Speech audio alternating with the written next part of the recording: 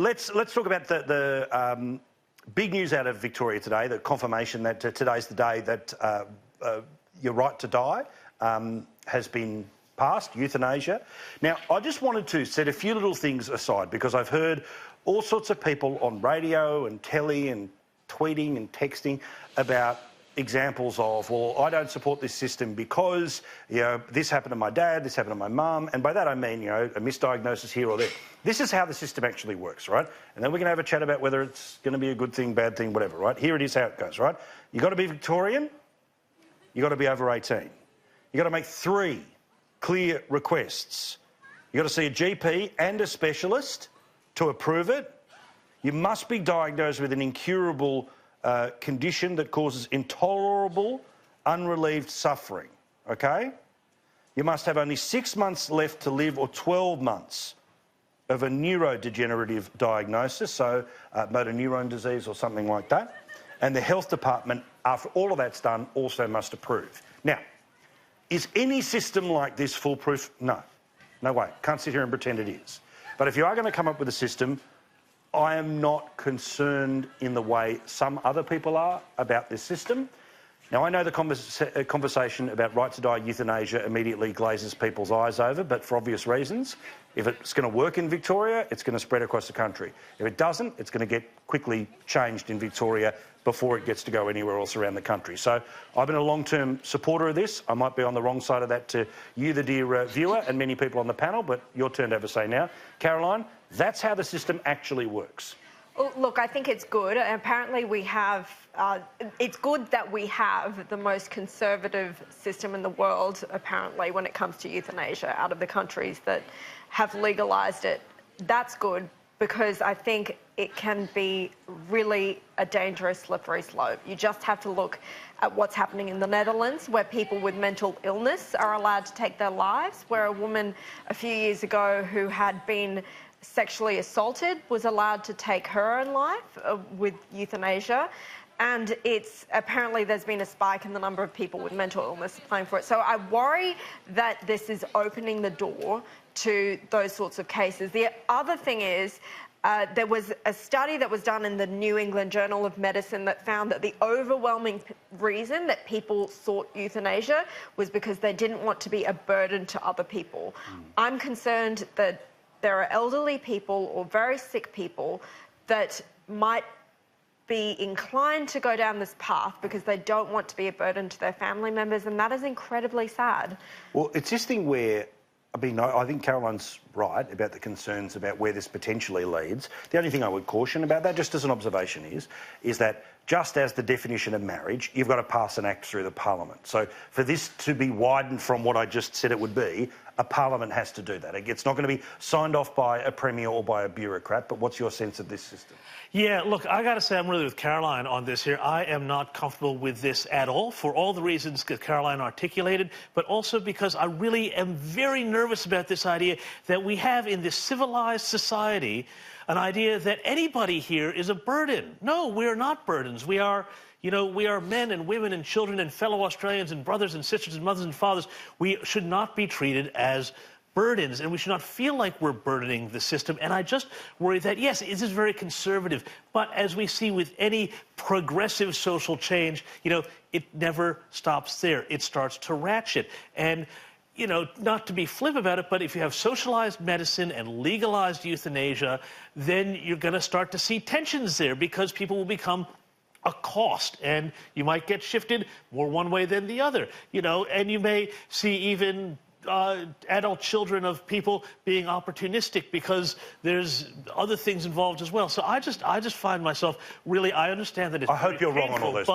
But, you know, I just worry that having seen other progressive social change where things can go and how the thin edge of the wedge always seems really reasonable, but then the stuff that comes after is what I'm worried about. Pauline, I don't know where you sit on this. Generally, when it comes to euthanasia, I've always believed your right to say no should not limit my right to say yes. That said, when you've got to draw lines about who can and who can't and where and when, decisions are made. But what do you think about the system that I just explained in Victoria? Right. Paul, let me make it quite clear that my policy with the party is that it's a conscience vote by any member on the floor of Parliament. My personal opinion is I'm all for it. What you have read out to me makes common sense, and, you know, I watched my father go through this, and they say pain relief, and he actually was given morphine to help with the pain. Do you know that increased his pain more so? That he was in a lot of agony and pain, and he didn't want to be here. But that went on for days, and I saw the agony. I've also seen that, and I'm sort of going off that a little bit. So my attitude is, if it is my choice to decide that I wish to actually go peacefully in my sleep or whatever, and given a drug puts me out of my misery, my pain, that is my choice. You don't wear my shoes.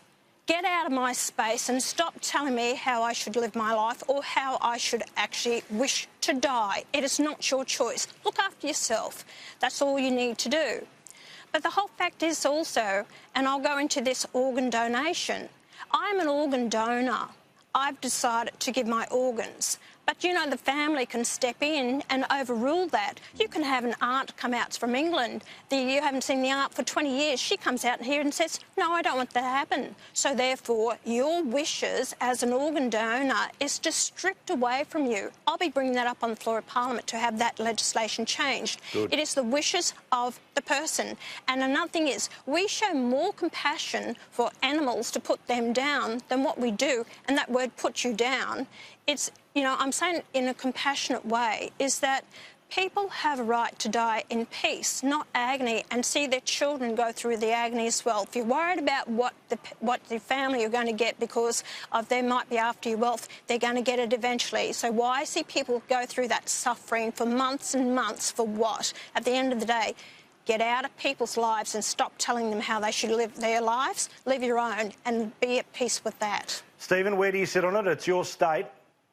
Yeah, look, I'm afraid I'm with James Morrow on this one. I'm very uncomfortable and very disappointed with the decision taken by the Victorian Parliament. I'm afraid I don't share your hope and your optimism that this won't be gamed by people who will seek to take advantage for the worst of all reasons. I'm afraid one death in this circumstance because of this law, which turns out to be for the wrong reasons, is one death too many. Well, and I'm not a fan of state-sanctioned taking of life. Applies to the death penalty. And I'm afraid I can't share your hope that people will behave well. It's just not my experience or historical experience when it comes to people over the course of history. Well, Not you, not me, but no. History says people don't always behave with the best of intentions. Well, and this is what, I mean, when we were having this debate, and look, this was happening at the same time as the same-sex marriage thing, and to be honest, the thing that was actually going to be more consequential to people was what was happening in Victoria at the time, but we could only have one big social debate at a time, and we were having the one about two blokes getting married rather than what can happen here, and I think it was in part probably timed that way to make sure that there wasn't some of the national focus. I think that any state that puts in laws like this, I think that they should obviously have murder-level penalties for anyone who pushes somebody in and abuses it. But secondly, I think that laws like this should be reviewed and renewed by the Parliament every 2 years.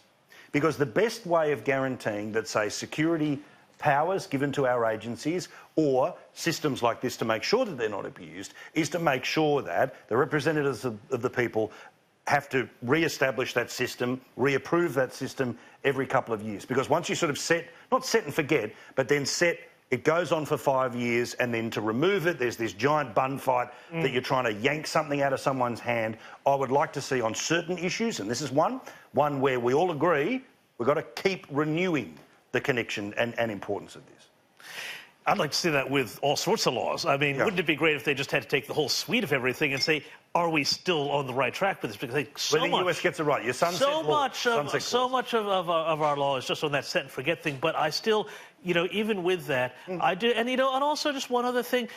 Suicide is a national scandal in this country. And it does send a really mixed message to say, if you're in a lot of pain, there's a way you can take your life. When we're all saying, if you're in a lot of pain, actually, there is hope. And I think I want to come down on the side of hope.